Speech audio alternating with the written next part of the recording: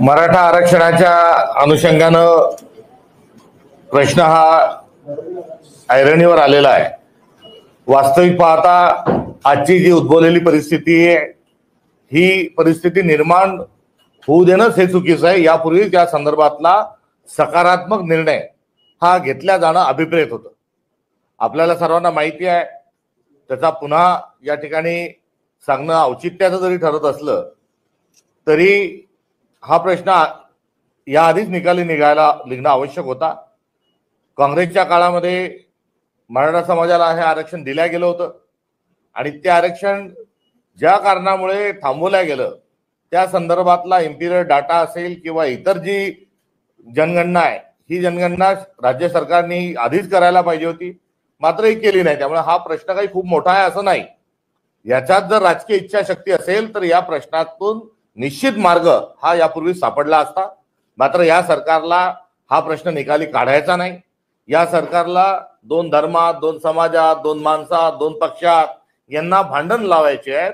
म्हणून काल जे सरकारला केलेलं काँग्रेस पक्षाचे जो आव्हान होतं, जो त्यांना कडून असणारी अपेक्षा होती, जो अनुरोध होता, जी त्यांना विनंती होती ती ही होती की फडणवीस सरकारने राजधर्म पाळावा आणि राजधर्म पाळत असताना हा प्रश्न ताबडतोबीने त्यांनी या संदर्भामध्ये आरक्षणाच्या संदर्भामध्ये सकारात्मक निर्णय घेऊन तो प्रश्न मार्गी लावावा, ही आमची असणारी ही अपेक्षा होती। मराठा समाजाला आरक्षण मिळालं पाहिजे ही काँग्रेस पक्षाची जी भूमिका होती ती कालही आहे, आजही आहे आणि उद्या देखील राहणार आहे। 50% मर्यादा ही त्यांनी वाढवावी। ताबडतोबीनं एक मुख्यमंत्री आणि दोन उपमुख्यमंत्री हे लगोलग त्यांचा काही कामात खोळंबा निर्माण झाला की दिल्लीला जातात, सर्वांना भेटतात, कोणी गृहमंत्र्याला भेटतं, कोणी पंतप्रधानांना भेटतात आणि जे काही त्यांच्या सत्तेच्या संघर्षाचे जे प्रश्न असतील त्यातून मार्ग काढतात।